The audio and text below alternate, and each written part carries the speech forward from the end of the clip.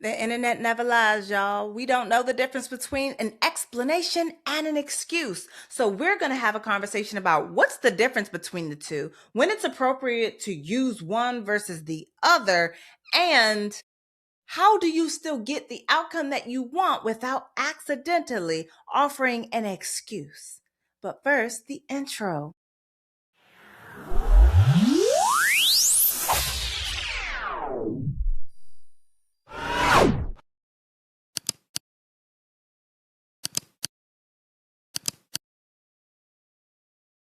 And welcome back to another Daily Donna with me, your host, Dr. Donna. And we are talking about explanation and excuses. And I thought that we should start with a little bit of information why. But before we properly get into that, I am Dr. Donna Oriowo, sex and relationship therapist in the Washington, D.C. metro area, author of Drink Water and Mind Your Business, a Black woman's guide to unlearning the BS and healing self-esteem. And let me tell you, this morning was a bit of a doozy for me. I mean, aside from the fact that, tired, right? Like, horrible evening. I'm working on the sleep hygiene routine. A girl's got to do what she's got to do. I'm trying to figure out what all works best for me. Especially when, I'm trying to stay up late and watch movies with my husband. Anyway, so why this conversation? So this conversation in particular came around because of a little bit of a conversation I was having on Threads. Someone who I felt some level of connection to their work because of something that they've written, and I followed them on Threads and all that other stuff. You feel like you get a sense for somebody. And so I'm like, oh, this person, from what I can tell, is a person that also likes the why of it all, right? Like context. I'm a context why type of girl. I don't know if you've noticed. If you have noticed, tell me in the comments below, because inquiring minds always like to know whether or not you peeped. I'm a girl that likes the why of it all. So she'd made a comment about like passive aggressive people being manipulative. And I was just like, yup, I agree. Now, I didn't say that in my message to their original post. Instead, what I said was something along the lines of like, oh, yeah, sometimes passive aggressive people, they use passive aggressive because they don't feel like they have the power in the situation to be able to say what they want to say straight, or sometimes they don't have the safety to be able to do so. And I thought I was offering an explanation. It felt and was received as though I was making an excuse. So I thought that, how can I help someone else to not find themselves in this particular situation? And I thought, let's make a video about it. So that's why we're here. That's the thing that started this particular conversation. I thought like, dang, what did I do? And I recognize that it always takes two to tango. So I don't know that it was all me. I also don't know that it was all them. I think that there may have been a lack of curiosity on their part, but also a lack of adding in of front loading the expectation for the context of my explanation on my part. So two to tango. So responsibility and accountability, both of us have something to take. Anyway, where it comes to this thing here, we're going to be talking a little bit about that explanation versus an excuse. So I like to start, as you know, with the Webster's definition. So what is an explanation? I don't like their definition. It's to explain. Yeah. So their definition for excuse, I feel, is a little bit more useful. So an excuse it's a transitive verb, but it's be. That is the one that we're going to be using, which is to try to remove blame from. Or the second definition, to forgive entirely or disregard as of trivial import, regard as excusable, to grant exemption or release to. And I'm just like, you know what? A lot of us be doing this a lot. We are often offering what looks like an explanation, but actually we're doing an excuse. Now, I had to check with my great friends at Calm to see what they have said about the difference between an excuse and an explanation. And they give us 4 ways to know whether or not you're offering an excuse or an explanation. And it's based off the intent, the responsibility, the tone, and the outcome. So there are 4 pensions to know whether or not you've done one or the other. The first one is intent. With intent, the intention is to explain. If it is an explanation, is to make clear, to provide additional context. That is the intention.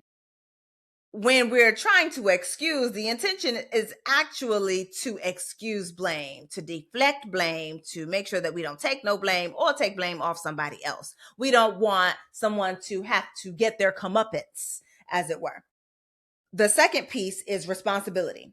So explanations involve accepting responsibility, and excuses are deflecting responsibility. I like to think of that as being somewhat of the same.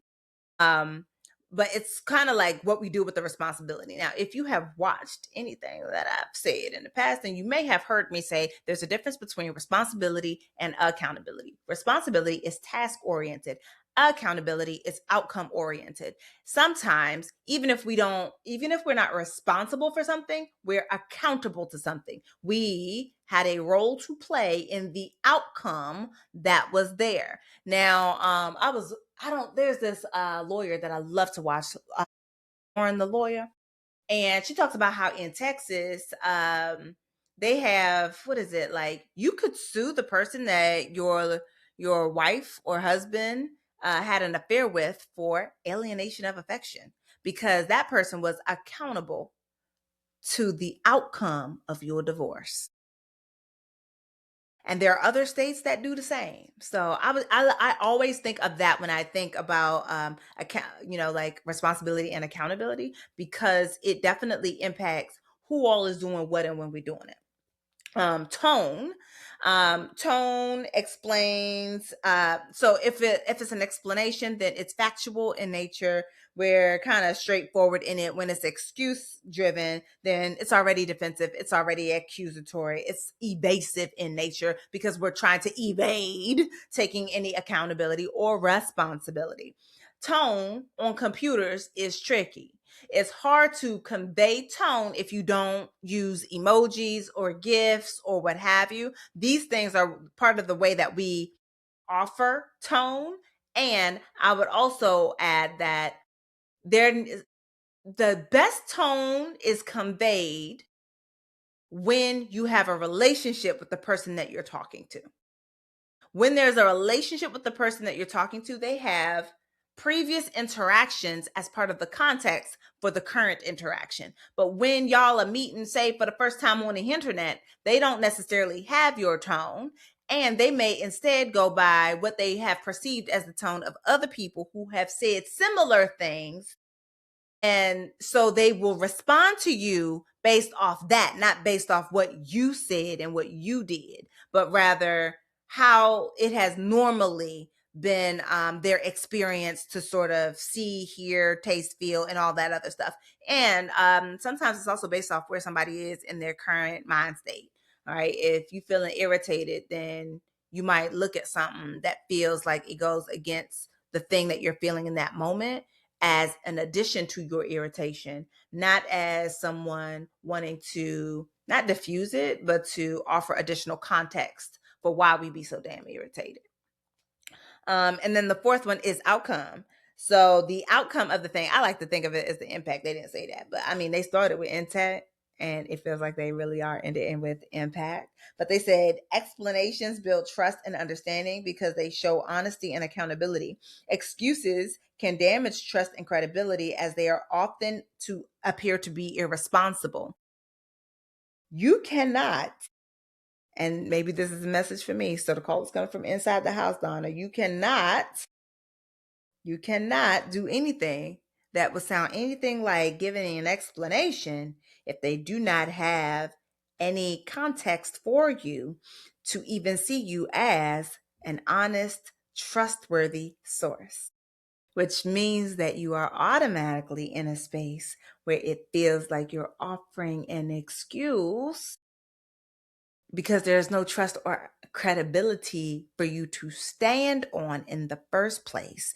And damaging trust and credibility are what excuse makers do.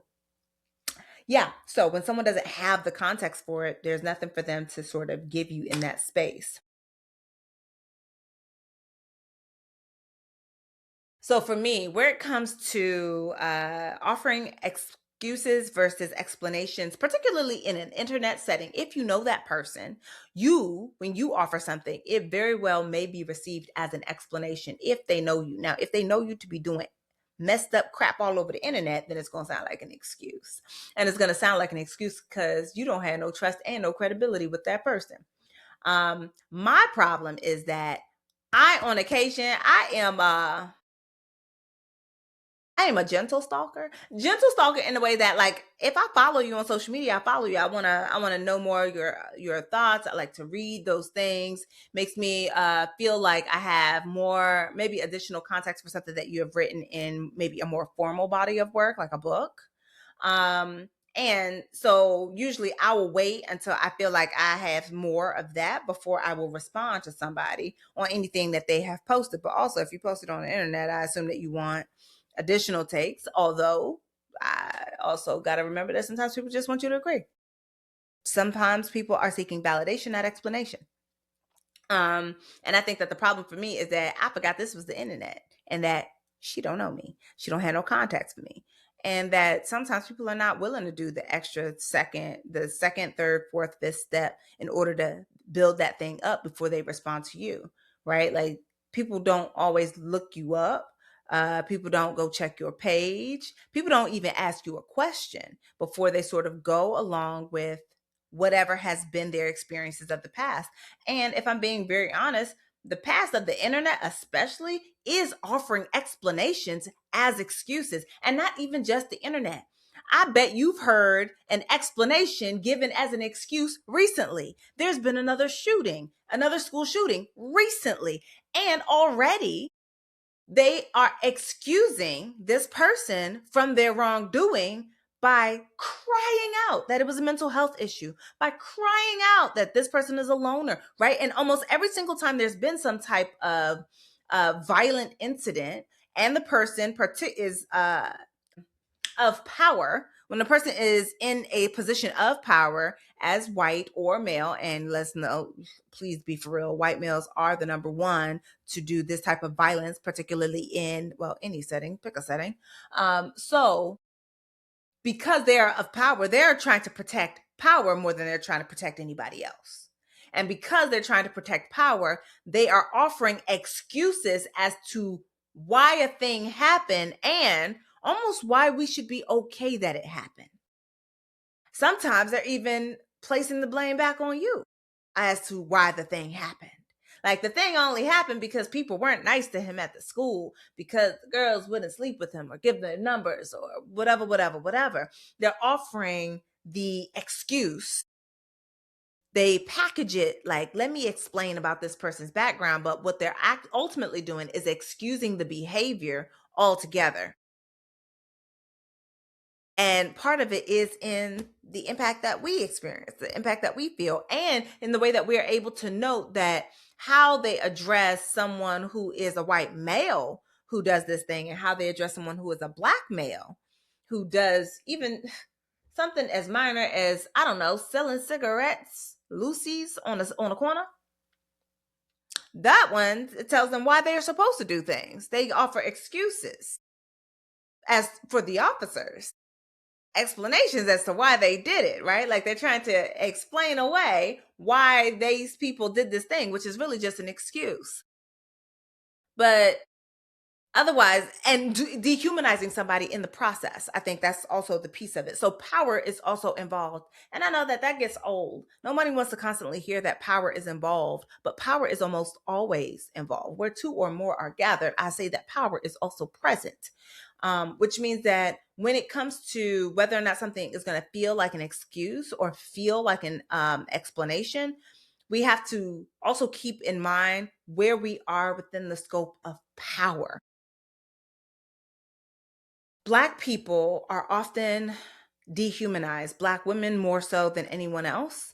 Black women who are trans, Black women who are dark skinned, Black women who are disabled, Black women who have kinky hair.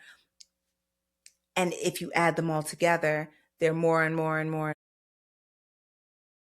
dehumanized, not seen as being people, right? And this is part of where like the desirability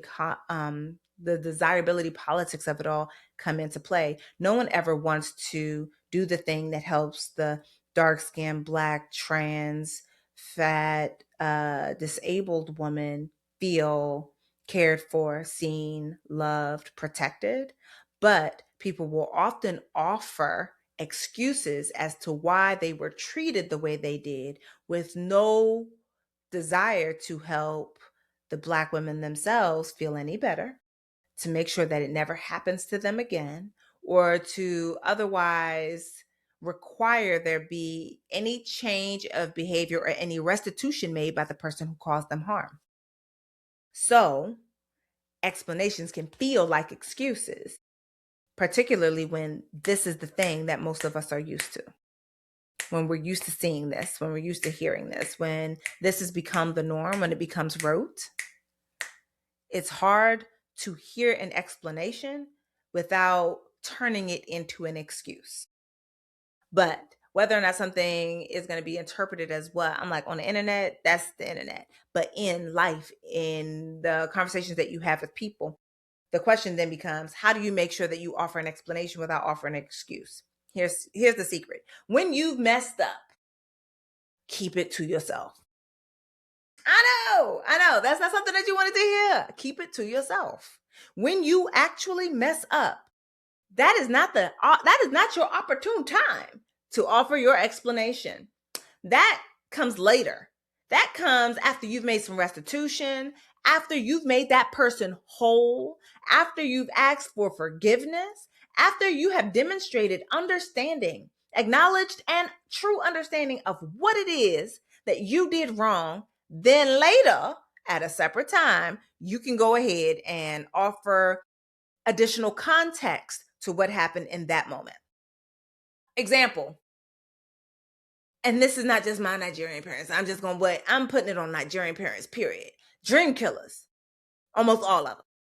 Because they all say they want not even just Nigerians, Caribbean parents, all of them. I'm sticking everybody in this daggone bucket. If you had a parent who ever told you doctor, lawyer, engineer, that's all that you could be, and that's all they wanted you to be, and anything that you did that was not doctor, lawyer, engineer was looked at with side eye, was mistreated, mishandled, that very likely caused you an incredible amount of harm. I think about Yvonne Orji and the HBO special where they were just like, you want to be a jester, right? Because you wanted to do comedy. Like, so you want to be a jester. Oh yeah, make yourself laugh. Right? And I think about that. I think about Tomi Adeyemi, who wrote the Children of Blood and Bone series.